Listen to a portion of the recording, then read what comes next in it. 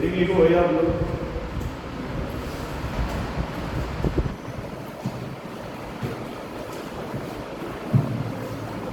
देखिए अभी कुछ लिखने वाले या बोल के देख सकते हैं आप, है ना।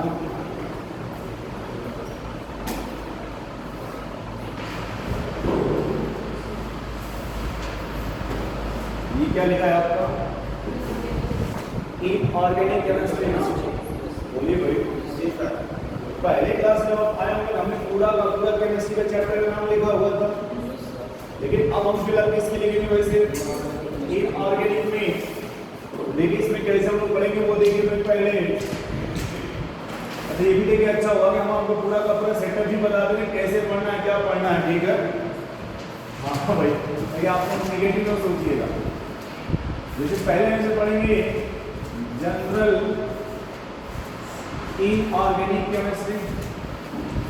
जनरल का मतलब हुआ ये कोई चैप्टर नहीं होगा, ये कोई चैप्टर नहीं होगा। कुछ टर्म ऐसे होंगे जो जहाँ पे आएंगे उसको पहले ही अगर बता दिया जाएगा तो थोड़ा सा आसान होगा।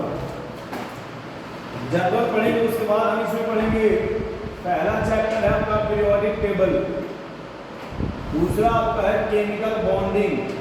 नाम तो उसमें होंगे। केमिकल बॉन्डिंग के बाद पढ़ेंगे कोऑर्डिनेट कंपाउंड। कोऑर्डिनेट कंपाउंड पर पढ़ेंगे मेटलर्जी। उसके बाद एक चैप्टर होता है साल्ट एनालिसिस, वो एनसीईआरटी में नाम नहीं दिया है, साल्ट एनालिसिस। साल्ट पढ़ने के बाद पढ़ेंगे फिर पी ब्लॉक। आप लोग डी ब्लॉक का नाम सुने होंगे, एस ब्लॉक का नाम सुने होंगे, एफ ब्लॉक का नाम सुने होंगे। इसके बाद पढ़ेंगे hydrogen and its compound. Hydrogen and its compound. Next पढ़ेंगे फिर इन्वायरमेंटल केमिस्ट्री। नेक्स्ट क्या पढ़ेंगे? Environmental chemistry. अब यहाँ फिर से देखिए, ये जो पीरियोडिक टेबल है, केमिकल बॉन्डिंग, ये 2 11th में है, और फिर ये 2 11th में है, एस ब्लॉक 11th में है, ठीक है। और एक कोऑर्डिनेट कंपाउंड मेटलर्जी है, साल्ट है, पी ब्लॉक है, डी ब्लॉक है, डी ब्लॉक है, ये 12th में है। तो हम पहले वही पोर्शन लिखना होगा, इसमें से पढ़ा देंगे जो 11th में है, या फिर जब बैच सेपरेट होगा तो टारगेट के सीक्वेंस से पढ़ाएंगे। 11th में 11th के सीक्वेंस से पढ़ाएंगे। अगर किसी का 12th होगा तो इसमें से 12th का सीक्वेंस पढ़ाएंगे, ठीक है भाई। जिसका टारगेट होगा वो पूरा पढ़ाना होगा। मान लो इसे 50% 11th का होगा, 50% 12th का होगा, दोनों मिलाकर के टारगेट बना होगा। बोलिए भाई, समझ पा रहे हैं? ये टॉपिक है। इससे पहला हम लोग क्या पढ़ेंगे? General inorganic chemistry. ये लिखना नहीं है, क्योंकि जब आप कोई भी एनसीईआरटी लेंगे तो ये नाम उसमें लिखा होगा, अरे नाम तो लिखा होगा ना। ये आप पढ़े भी होंगे, देखे भी होंगे, सुने भी होंगे। तो पहला देखिए, आपने बड़े सिद्धांत से नाम सुना होगा, मैटर। अब कहते भाई कोई भी anything which occupy space and have a mass होना चाहिए, और वो क्या ऑक्युपाई करे भाई? स्पेस या स्थान घेरता हो, वह वस्तु जो द्रव्यमान के साथ साथ स्थान भी घेरती हो, उसी को क्या बोलते हैं आप? सही है ना ये? तो यहाँ देखो, जैसे कहा गया कि जो जितना भी स्थान घेरेगा ना, वो उसका वॉल्यूम होगा, वो उसका। जैसे हमने कहा कि अगर हम इतना स्पेस ऑक्युपाई करते हैं, जितना ये स्पेस अगर हमने ऑक्युपाई किया होगा, ये हमारा वॉल्यूम हो जाएगा। जैसे आपने कभी सुना होगा कि अगर गैस की जब बात करते हैं तो कहते हैं कि कंटेनर के बराबर उसका वॉल्यूम होता है। अरे कभी तो गैस का नाम सुने होंगे भाई। तो जो गैस का वॉल्यूम होता है वो उस कंटेनर के क्यों? क्योंकि पूरे कंटेनर में फैली होती है, तो जितना स्पेस ऑक्युपाई करेगा वो उसका वॉल्यूम होता है। वो क्या होता है? तो जिस पार्टिकल से मिलकर बना होता है, उस पार्टिकल का जब सम करते हैं तो वो मास होता है। उन पार्टिकल को सम कर दिया जाए तो मास होता है। तो अगर मैटर होगा तो मैटर किसे कहेंगे? मैटर बस का होना चाहिए मास प्लस स्पेस। क्या समझ पा रहे हो? ये जब मैटर में क्लासिफिकेशन किया गया, एक होता है फिजिकल क्लासिफिकेशन, क्या बोलते हैं भाई, और दूसरा होता है केमिकल क्लासिफिकेशन। फिजिकल क्लासिफिकेशन और फिजिकल के बिहेवियर में इसको 3 पार्ट में डिवाइड किया गया है, और केमिकल के बिहेवियर में इसको 2 पार्ट में डिवाइड किया गया है। ये सुन पा रहे क्या लिखा भाई? ये तो फिजिकल है ना ये। अब इसे देखिए आप कौन पर है फिजिकल क्लासिफिकेशन करेंगे तो किसका फिजिकल क्लासिफिकेशन कर रहे हैं? मैटर का। जब फिजिकल क्लासिफिकेशन करेंगे तो क्या होगा? वो सॉलिड, लिक्विड और गैस। मेरे भाई जब फिजिकल केमिस्ट्री पढ़ेंगे यही जाकर वहां सॉलिड स्टेट होगा, यही जाकर वहां लिक्विड स्टेट होगा, और इसी को आप पढ़ते हैं गैसियस स्टेट। क्या पढ़ते हैं इसको? गैसियस। नाम तो सुना होगा, पदार्थ की मात्रा, पदार्थ की अवस्था। इस चैप्टर का शायद नाम है पदार्थ की अवस्था, और इसको बोलते हैं विलयन, पोलैरिटी विलयन या कुछ विलयन बोलते हैं। एक ठोस अवस्था है। अरे 12th का तो नाम सुना होगा। 12th में फिजिकल का पहला चैप्टर सॉलिड स्टेट है, दूसरा होता है सॉल्यूशन, जिसको लिक्विड बोलते हैं, लिक्विड सॉल्यूशन। 11th का 5वां चैप्टर है गैस। सीधे क्या बोले? अब देखो जब केमिकल में आओगे, किसी मैटर का जब केमिकल क्लासिफिकेशन आप करोगे तो इसमें 2 पोर्शन मिलेगा। एक को क्या बोलते हैं भाई? प्योर। दूसरा क्या हो जाएगा? इम्प्योर, या उसी को क्या बोल दीजिए भाई? मिक्सचर। अभी जो प्योर होगा इसमें भी 2 पार्ट होगा, कितने? 2। अगर किसी को कुछ बताना चाहे तो आप बता सकते हैं, कोई ऑब्जेक्शन नहीं है। अगर आप बोलेंगे तो प्रॉब्लम होगा, ऐसा कुछ सुन पा रहे भाई आप? अगर बताना चाहे तो बता सकते हैं। एक एलिमेंट्स होता है, दूसरा आपका कंपाउंड। कभी तो नाम सुना होगा। प्योर में एक आपका एलिमेंट होगा, दूसरा क्या होगा? कंपाउंड। मिक्सचर से जब आएंगे फिर यहाँ 2 टाइप होते हैं इसके भी। एक को बोलते हैं होमोजीनियस, और दूसरा होता है आपका हेट्रोजीनियस। होमोजीनियस और हेट्रोजीनियस मिक्सचर। तो ये देखो आप, जो सॉलिड, लिक्विड और गैस है, ये जब सॉलिड स्टेट पढ़ेंगे, गैस स्टेट पढ़ेंगे, वहां इसको पढ़ना आसान होगा।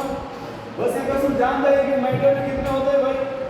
फिजिकल क्लासिफिकेशन और फिजिकल में कितने पार्ट में है? वो सॉलिड, लिक्विड और जब हम यहाँ ये पढ़ेंगे जो मैटर होगा वो सॉलिड होगा तो उसकी प्रॉपर्टी कैसी होगी?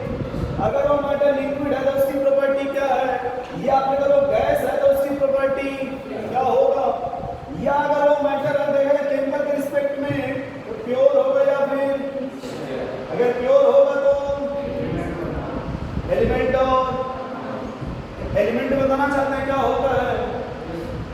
एलिमेंट का हिंदी नहीं पूछ रहे साहब, वो सबको पता है। मैंगो मीन्स आम होता है, और आम मीन्स मैंगो होता है। क्यों भाई?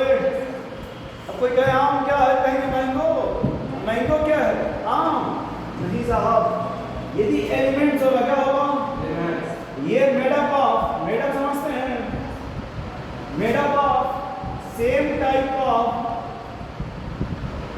Made up of same type of atom. Element कैसे बना होगा? Same type of. वो जो एटम है आपको मेटल भी हो सकता, नॉन मेटल भी हो सकता, वो मेटलाइट भी हो सकता। अरे एटम कुछ भी हो सकता, मेटल हो सकता, नॉन मेटल हो सकता, या फिर कुछ भी होगा। ये जो कंपाउंड है ना, ये होता है made up of definite ratio. Definite ratio है, definite ratio of different molecules, different molecules. यानी ये किससे बना होता है? Different molecules. ठीक है। अगर होमोजीनियस है तो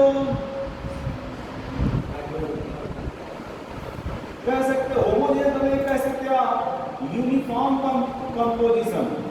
यूनिफॉर्म कंपोजिशन, या आप नहीं कह सकते same type of composition, same type of, same समझ पा रहे हैं? अगर हेटेरोजेनस होगा तो नॉन यूनिफॉर्म हो जाएगा, वो क्या हो जाएगा भाई?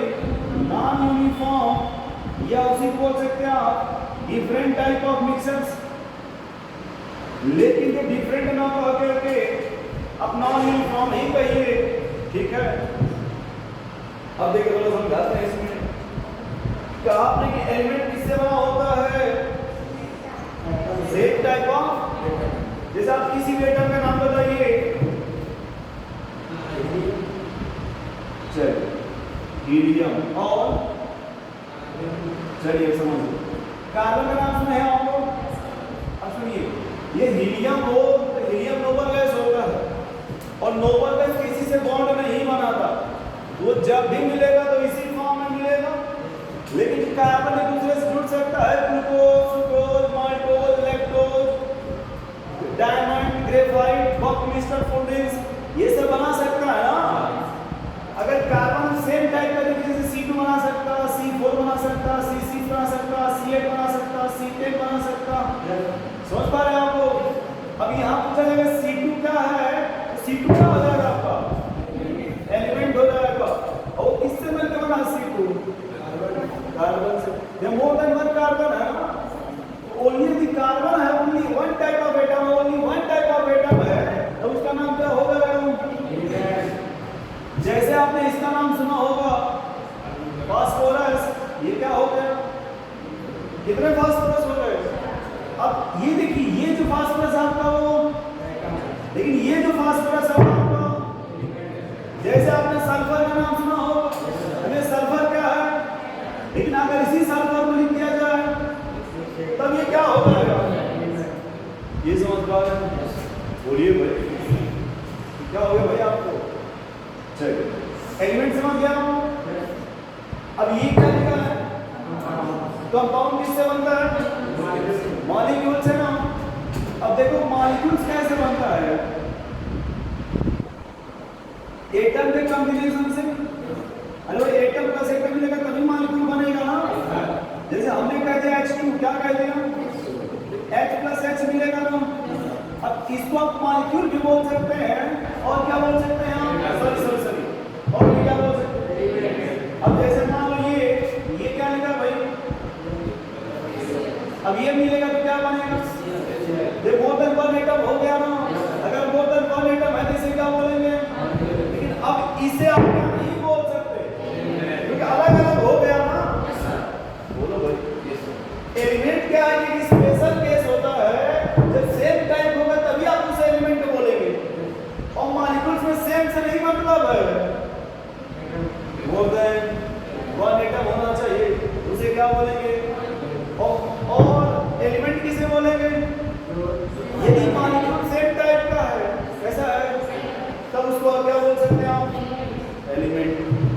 ठीक है, जैसे हमने लिखा H2 प्लस, ये क्या बन जाएगा? अब देखिए ये सेम टाइप का क्या अलग अलग है, क्या बोलेंगे इसे? अगर ये सेम टाइप का होगा उसे मॉलिक्यूल्स भी बोलते हैं, और मॉलिक्यूल के साथ साथ एलिमेंट बोलते। ये कह सकते हैं क्या?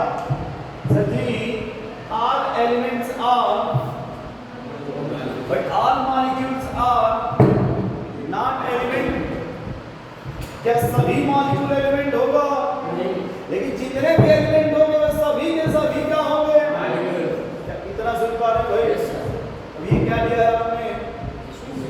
H2। अब मान लीजिए कि हमने H2 और उसमें और पानी मिलाया, समझ लीजिए इसमें और पानी मिलाइए, और इसी पानी में बंटी बबली को मिला दिए, इसी पानी में किसको मिला दीजिए भाई? बंटी बबली को।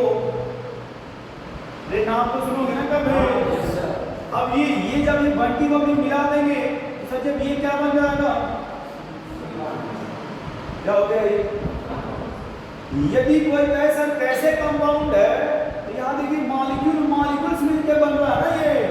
अरे पूरा बॉटल है ना ये, पूरा बॉटल है ना ये, तो पूरे बॉटल में क्या है ये?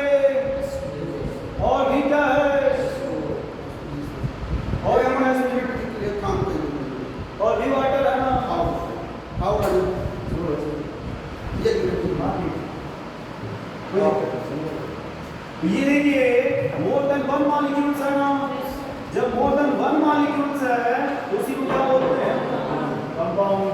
क्या कितना समझ गया आप लोग? एनसीईआरटी लाए हैं 11th का फर्स्ट पार्ट है भाई, एक बार घर पर है ले लिया है। और देखो भाई एनसीईआरटी एक भेज दिया आप लोगों ने, है भाई नहीं है? उसने पहले चैप्टर में देखिए दिया है, पहले चैप्टर में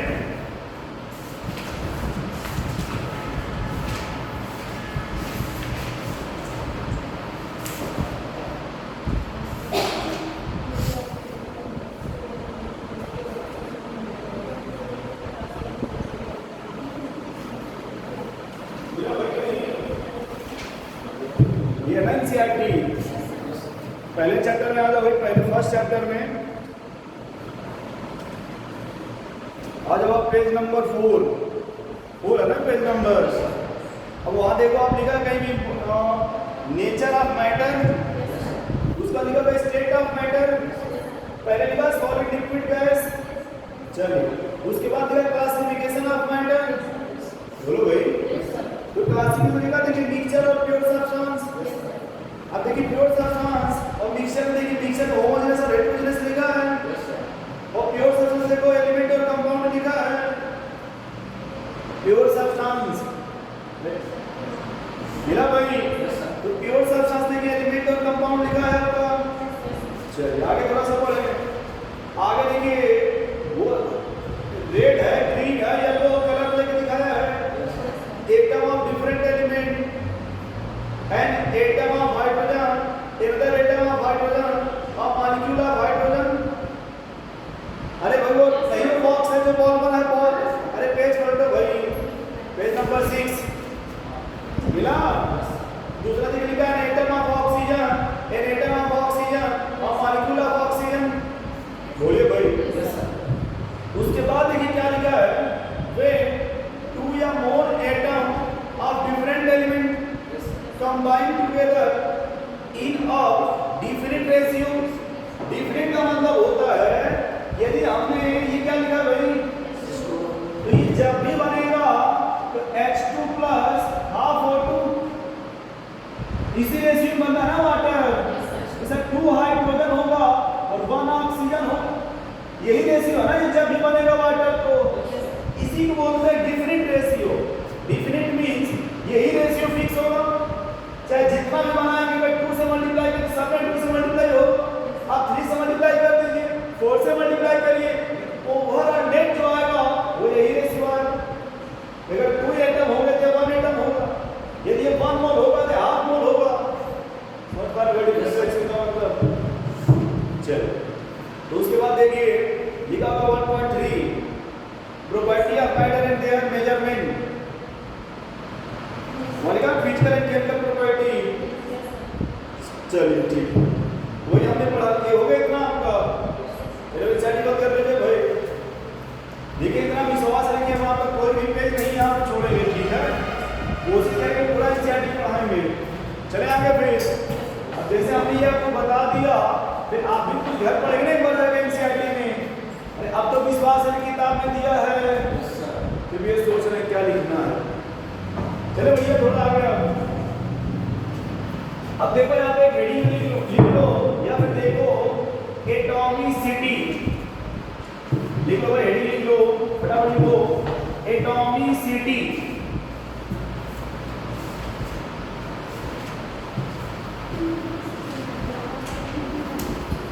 अरे भैया वहां पर दिमाग में हम लगा, अपने हिसाब से हमारा रिक्वेस्ट है।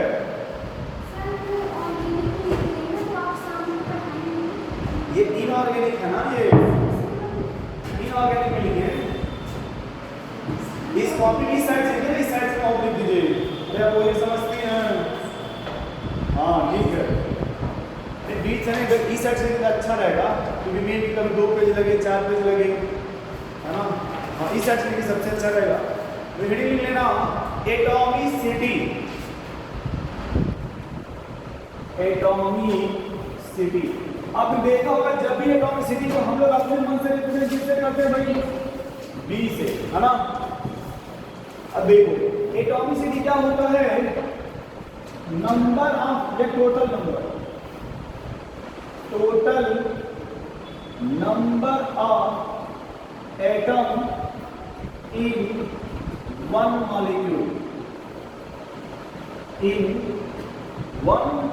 मॉलिक्यूल। अब जैसे कोई भी मॉलिक्यूल होगा उसे टोटल नंबर ऑफ एटम है उसे क्या बोलते हैं आप, जैसे अभी आपने देखा अगर हमने क्या लिख दिया, या फिर मान लो भी NH, या फिर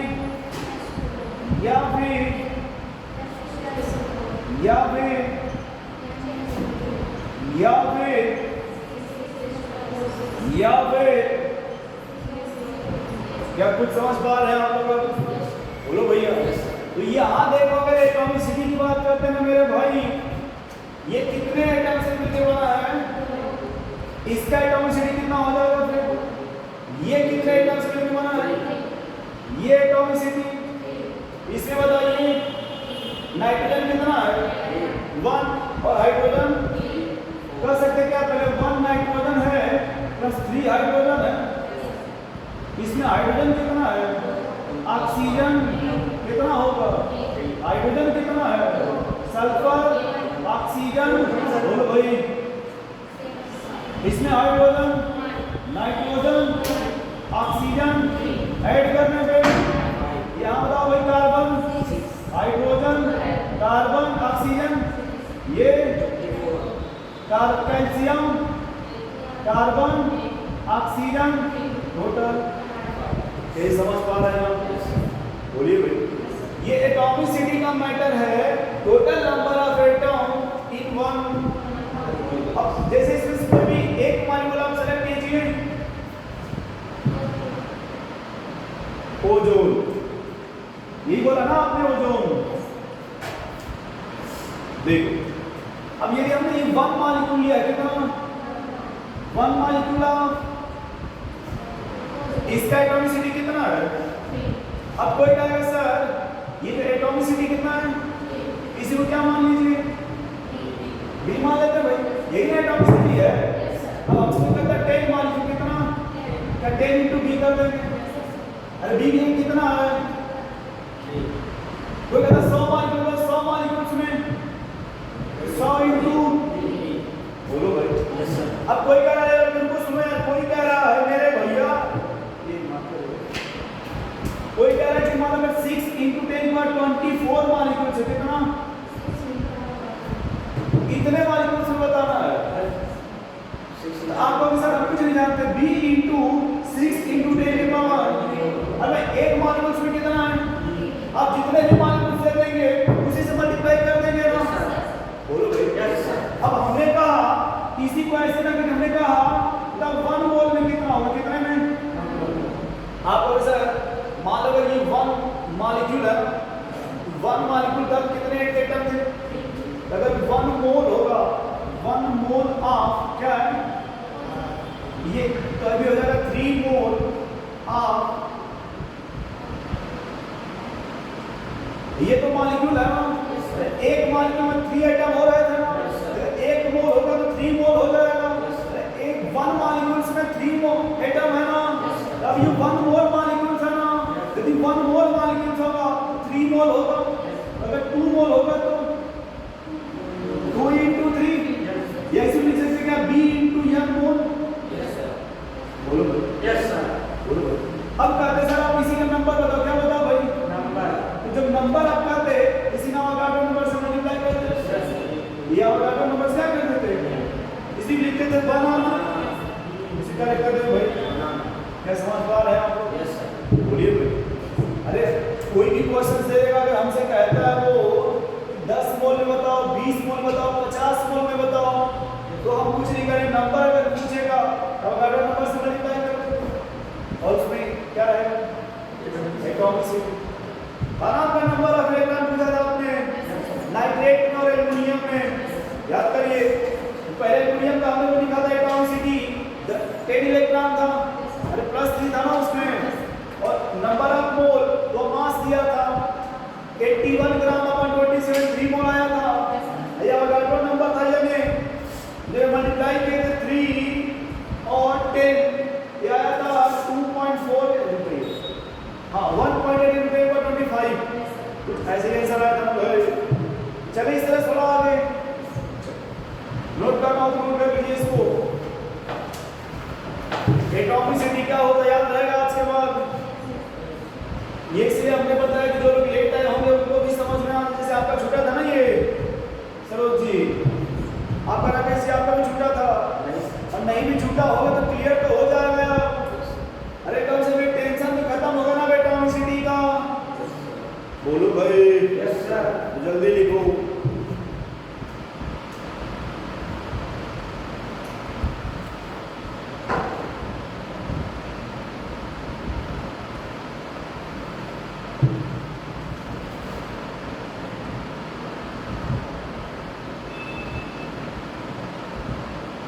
बस एक दो एग्जाम्पल लिखिएगा इसमें, समझ में आप लोग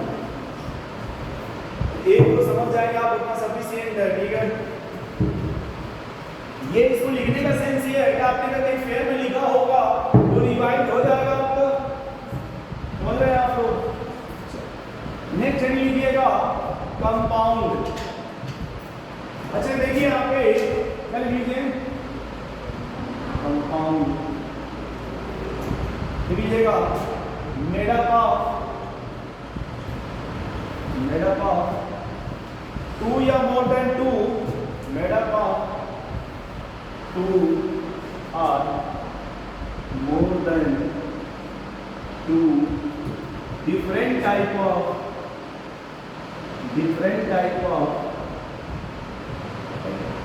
कंपाउंड किससे बना होता है भाई? दो या दो से अधिक डिफरेंट टाइप ऑफ एटम। ठीक है, और एटम जो होता है वो किससे बना होता है? एटम कंबाइन में क्या बनाता है? एलिमेंट। एग्जांपल इसमें लिख लीजिएगा। जैसे वाटर का नाम सुने आप लोग, अमोनिया का, मतलब कुछ भी आप अपने मन से लिख लीजिए। समझ रहे हैं आप इस तरह से। अब जैसे ये देखिए सेम टाइप का हाइड्रोजन है, उसे हाइड्रोजन आपका एलिमेंट हो जाएगा। तो एलिमेंट किससे बनता है? एटम से ही बनता है ना। अगर मॉलिक्यूल भी होगा तो भी किससे बनेगा? समझ रहे हैं ना? तो सबको मिला के ही ना बनता है आपका कंपाउंड। इसलिए यहाँ एटम बोला जाएगा तो सबसे बेस्ट हो जाएगा ये। ठीक है, एक लिखिएगा मेटलॉइड।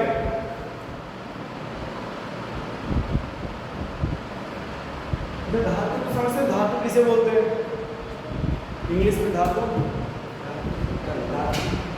मेटल को धातु बोलते हैं ना। अधातु, उपधातु, मेटलॉइड। वह स्पीशीज जो मेटल और नॉन मेटल दोनों का प्रॉपर्टी रखता हो, जिसके पास मेटल की भी प्रॉपर्टी हो और नॉन मेटल का भी प्रॉपर्टी हो, उसे क्या बोलते हैं? मेटलॉइड। ठीक है, उपधातु सर बोलते हैं। लिख लीजिएगा element which show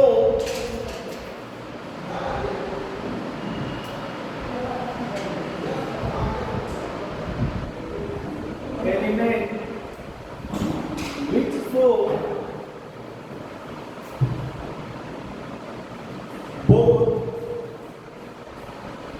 metallic and non-metallic property, metallic and non-metallic क्या हो रहा है? क्या है ऐसा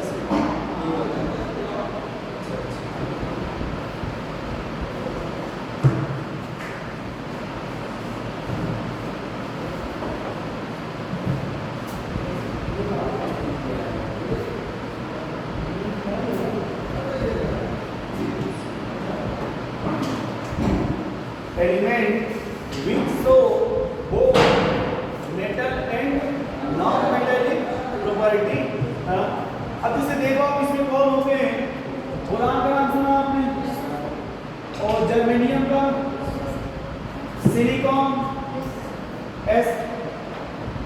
एसएन, एसबीएनटी मनी, arsenic, bismuth, polonium etcetera.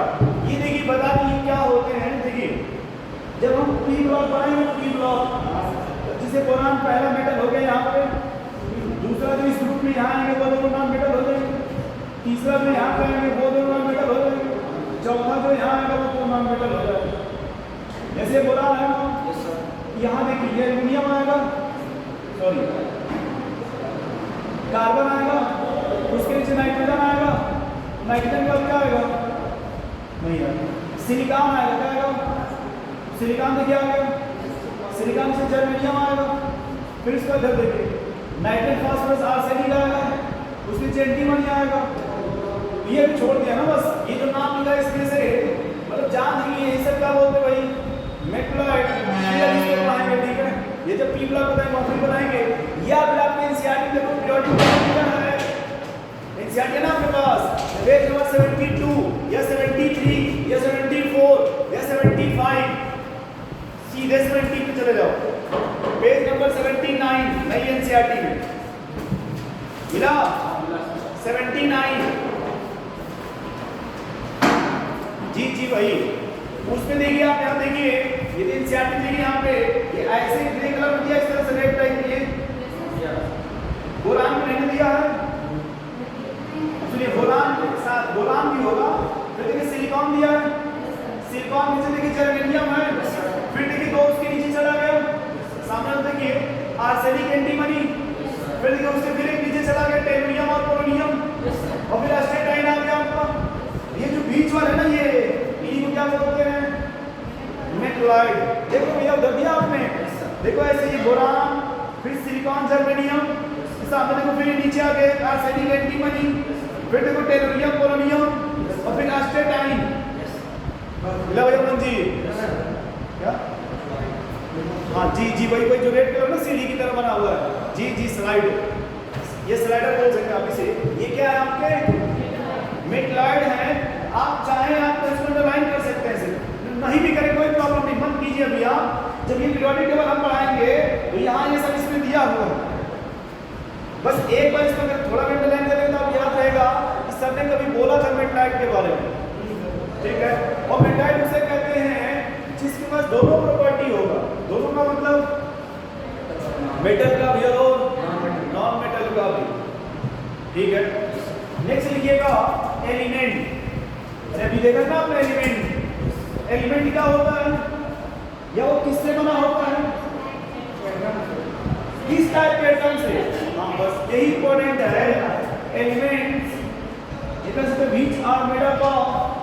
which are made up of same type of, ये देखिए यही इंपॉर्टेंट है, same type of atom, same type of atom, ठीक है। अब जैसे हम इसमें से अगर कॉमन लेना चाहें जैसे P4 का नाम सुने होंगे, S8 का नाम सुने होंगे, है ना, ये सब क्या हो जाएंगे, या O3 ले लीजिए, O2 ले लीजिए, H2 लिख दीजिए, एक्सेट्रा। समझ पा रहे भैया आप लोग। और होमोजेनियस और हेटेरोजेनियस हमने आपको वो पढ़ा था ना, वो कांसेप्ट, कंसंट्रेशन टर्म, सॉल्यूशन, चीनी पानी का घोल को चटनी बना रहे थे, जलेबी बना रहे थे, मेथी छाप रहे थे, ये कहीं कब पढ़ा है? अरे जलेबी वाला याद है आपको? चीनी को पानी में, पानी को चीनी में, दोनों अलग अलग है, याद आ रहा? वही हमने सॉल्यूशन बताया था कि solution is the homogeneous mixture. Solution क्या होता है, चाहे 1 ml आप ऊपर से लीजिए, बॉटम से लीजिए, टॉप से लीजिए, टेस्ट में कोई डिफरेंस नहीं होगा। चलो भैया आगे, यानी आपने ये क्या लिखा, वो भी उसने भी क्या है, ये क्या लिखा आपने, ये भी लास्ट में किससे बना है, ये भी क्या है, ये भी किससे बना है। अगर हम मॉलिक्यूल्स में लिखते वो भी किससे बना होगा, वो भी किससे बना होगा, एटम से। जल्दी लिखो भाई, हो गया, रेडी लीजिए फिर। सबसे जो बेस्ट हेडिंग है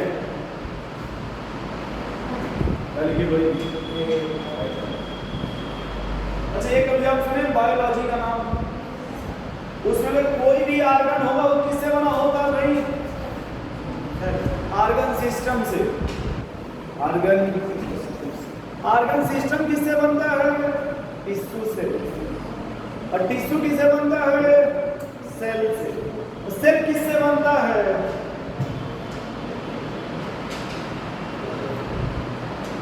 ऑर्गेनिक इनऑर्गेनिक मटेरियल से।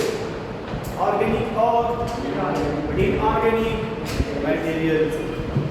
जैसे आप सोचिएगा, सुनिएगा, आप लोग ये सब्जी का नाम ना, वेजिटेबल्स का, वो भी तो एक तरह से हमारे लिविंग है ना, तो उसमें एक तरह से लिविंग सेल होगा ना। लेकिन उस सेल को देखेंगे तो कहते हैं ना कि इसमें मिनरल्स मिलता है, इसमें प्रोटीन मिलता है, इसमें ये मिलता है, इससे विटामिन मिलता है। अरे मिनरल्स का नाम सुनोगे ना, वो तो एलिमेंट हुआ, इनऑर्गेनिक हुआ ना। अब देखिए बता रहे सेल, ये कहा जाता है सेल को फर्दर डिवाइड नहीं कर सकते। इस सेल भी किसी न किसी से मिलकर बना होता है। सेल मेम्ब्रेन पढ़ते हैं, साइटोप्लाज्म पढ़ते हैं, प्रोटोप्लाज्म पढ़ते हैं, mitochondria, Golgi body, lysosome, nucleosome या न्यूक्लियोलस, कुछ तो पढ़े होंगे भैया। उसी सेल की हिस्ट्री पढ़ते हैं, पूरा सेलवाल भी पढ़ते हैं। प्लांट में होता है, फिर उसको फिर आप स्टडी करते हैं, कोई सेलुलोज से बना होता है, कोई केराटिन से बना होता है, मतलब अलग अलग अपना सबका होता है। तो सुने तो मेरा नाम कौन से का है। उसी तरह से ये तो एटम है ना, ये अब ये एटम क्या होता है? Atom is the smallest particle of, क्योंकि एलिमेंट किससे बनता है? एटम को फर्दर डिवाइड नहीं किया जा सकता। ये कहा जाएगा कि वो भी कुछ न कुछ से मिलके बना होगा, लेकिन अब उसे हम डिवाइड नहीं कर सकते। सेल का डिवीजन नहीं कर सकती। अरे मत कहिएगा डिवीजन होगा तो सेल डिवीजन क्यों पढ़ते हैं? अरे वो अलग होता है सेल डिवीजन। अब ऐसा नहीं कि यही सेल नहीं ना अलग अलग कर देंगे सेपरेट। वो डिवीजन जब उसमें होता है तो उसमें दोनों प्रॉपर्टी इक्वल होती है। अरे उसमें भी प्रॉपर्टी क्या होगी? वो अलग होता है। जब जो नया सेल बनेगा उसकी प्रॉपर्टी पहले से मैच करती है। ऐसा नहीं होता कि डिवीजन होता तो लॉस हो जाती है प्रॉपर्टी, ऐसा होता है। चलिए ये क्या लिखा साहब आपने? तो देखिए एटम क्या है? ये फंडामेंटल पार्टिकल है। ये क्या है? Fundamental particle. अब कोई कहे sir what is the fundamental particle? जैसे आपकी बॉडी का देखिए सबसे जीरो लेवल पे सेल से मिलने वाली होती है। इस बिल्डिंग को देखिए, ये ब्लॉक से बना होता है। अरे ईंट समझते हैं? अब उसको तो नहीं जोड़ जोड़ करिएगा सैंड पार्टिकल में।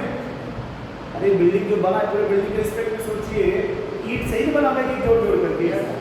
तो उसी तरह से जो हमारा एटम है, एटम को क्या बोलते हैं? Fundamental particle. यदि अब इसको फर्दर डिवाइड नहीं कर सकते, लिख लीजिए इसमें atom is the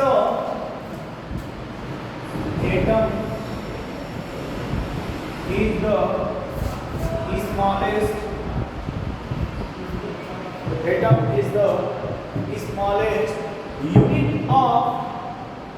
unit of an element।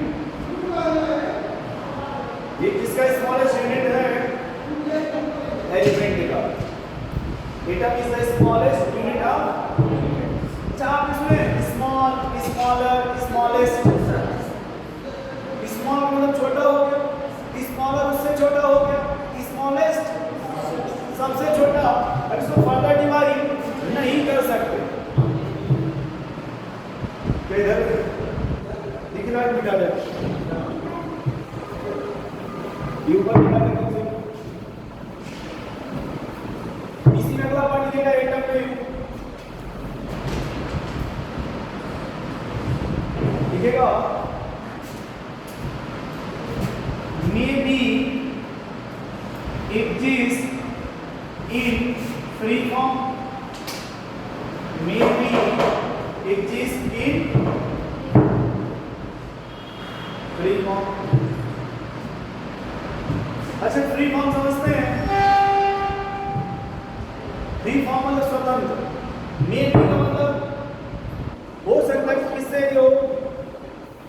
Form में, नहीं तो फिर ये किस फॉर्म में मिलेगा आपको?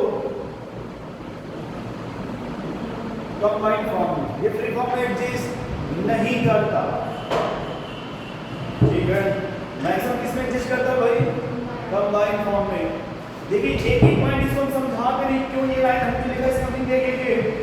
यदि कोई नोबल गैस हो, क्या हो?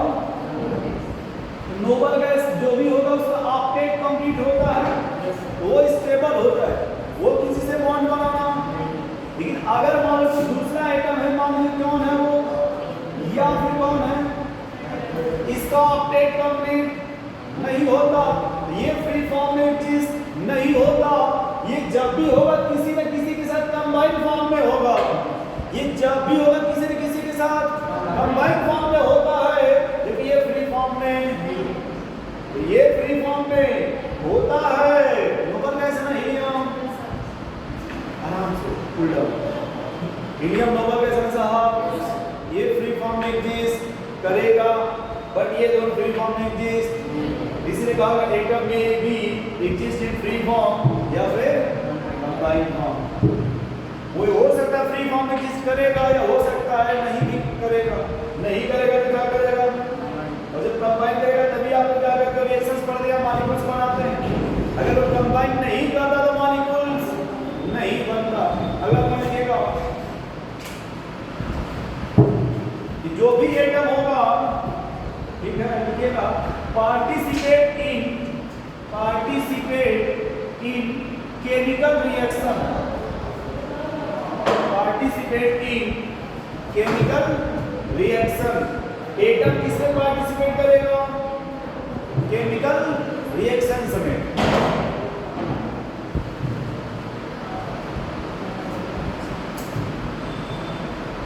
ठीक है, बस एक पॉइंट आगे लिखिएगा।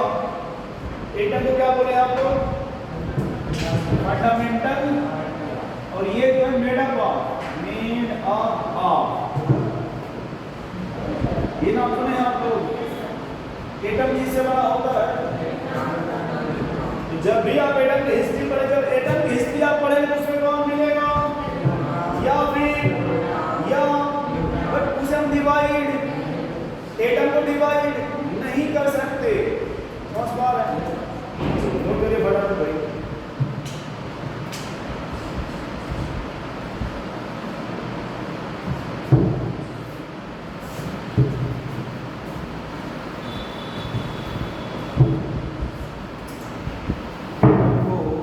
डिवाइड नहीं कर सकते, ठीक है। चलो भाई आगे थोड़ा। अब देखिए, जैसे आपने कहा कि अगर कोई भी एटम होगा वो किससे बना होता है? इलेक्ट्रॉन प्रोटॉन, और ये नाम लिखेंगे, पूरा लिखना पड़ेगा। अरे इलेक्ट्रॉन प्रोटॉन न्यूट्रॉन तो लिख लेंगे ना। अगर मान लो इलेक्ट्रॉन है तो अगर ऐसे अच्छा ना लगे तो ठीक है, पी मतलब और एक का मतलब जब इतना समझ पा रहे। अब देखिए इसको बोलते हैं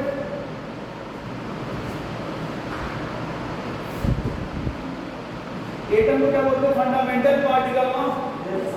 इसको बोलते हैं सब फंडामेंटल पार्टिकल। क्या बोलते हैं इसको? लिखो मत, सुनो पहले आप। क्या बोलते हैं इसको? सब फंडामेंटल पार्टिकल। इसका मतलब होता है the particle which is found in atom, atom में जो पार्टिकल पाए उसे क्या बोलेंगे? सब फंडामेंटल पार्टिकल। ये सब एटम ही बोल सकते। अरे इसी एटम को बोल रहे हैं फंडामेंटल पार्टिकल बोल रहे हैं ना। इलेक्ट्रॉन उसका क्या पूछेगा आपसे? इलेक्ट्रॉन का मास कितना होता है? बोलिए बोलिए, बोलना है बोल लीजिए भाई, वरना बात मत बोलिएगा। हम बोल रहे थे सही, लेकिन आप हमारा मौका नहीं दिए। बोलना चाहते हैं तो नाम टेंशन में लीजिए, ठीक है। ये कितना लिखा है? 9.1 × 10⁻28 या फिर 10⁻31 किलोग्राम, ठीक है। तो किलो का छोड़िए, पहले ग्राम में याद रखें। और प्रोटॉन और न्यूट्रॉन कितना होता है 1.67 × 10⁻²4, ये भी हो जाएगा 1.67 × 10⁻²4 ग्राम। इलेक्ट्रॉन का मास कितना है भाई 9.1 ×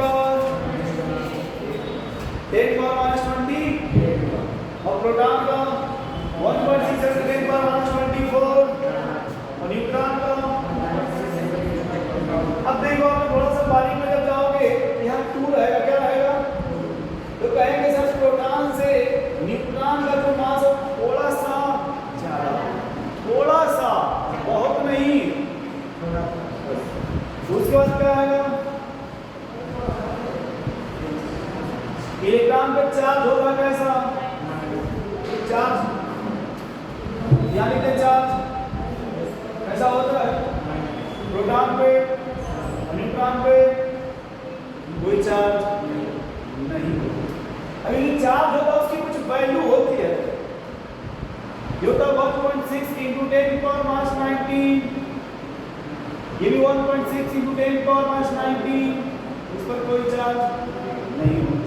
अब समझिएगा थोड़ा सा, ये साइन है क्या इसका। अब देखिए जब हम क्वेश्चन से लगाते हैं ना, क्वेश्चंस में तो ये मैग्नीट्यूड लिया जाता है, क्या लिया जाता है, ये साइन उसमें। अगर इलेक्ट्रॉन का चार्ज पूछ रहा है आपसे तो ये निगेटिव उसमें मेंशन नहीं किया जाएगा।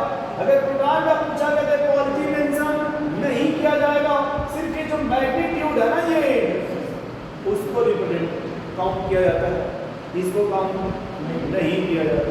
नोट कर लीजिए इसको, जल्दी लिखो भाई।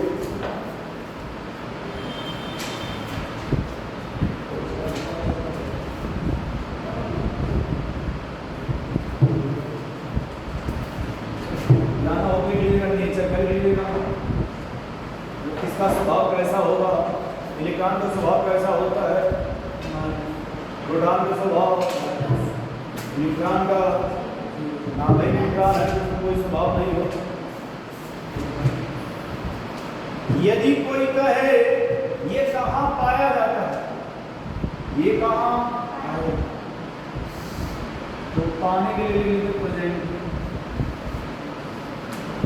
अब देखो भैया ये एटम है ना, सेंटर में न्यूक्लियस होता है ना, होगा सर, और न्यूक्लियस के बाहर, और न्यूक्लियस के अंदर देखा जाए इन सब न्यूक्लियस न्यूट्रॉन और इलेक्ट्रॉन का होगा आउटसाइड द एटम से बाहर कर देंगे तो फिर वो कहाँ चला जाएगा, आउटसाइड द एटम में तीनों है ना, उससे बाहर भेजे तो हवा में चला जाएगा ना, तो हमको किससे बाहर भेजना है, न्यूक्लियस से। ये दोनों कहाँ मिलेंगे, इनसाइड द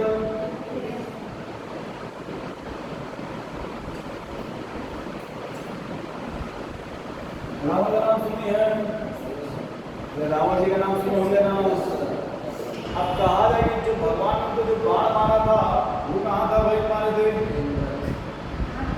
यही इंसर्ट न्यूक्लियस हुआ, उसके पहले काम मार रहे थे तब उनका डेथ, जब काम ने यूज किया काम हो गया ना। लेकिन रावण तो गई थे ना, एक ही आपकी तरफ बाण मारा जा रहा था, अब उनसे फिर बाहर मारते तो फिर हवा में न चला जाता भैया। फिर से बोलिए, आप नहीं समझ पा रहे, नोट कर लो भाई, फटाफट नोट कर लो आप।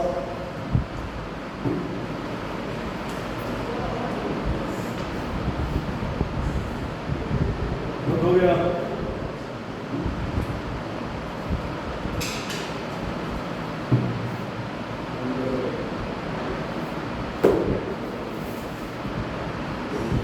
तो हम लोग डांस स्टार्ट करा।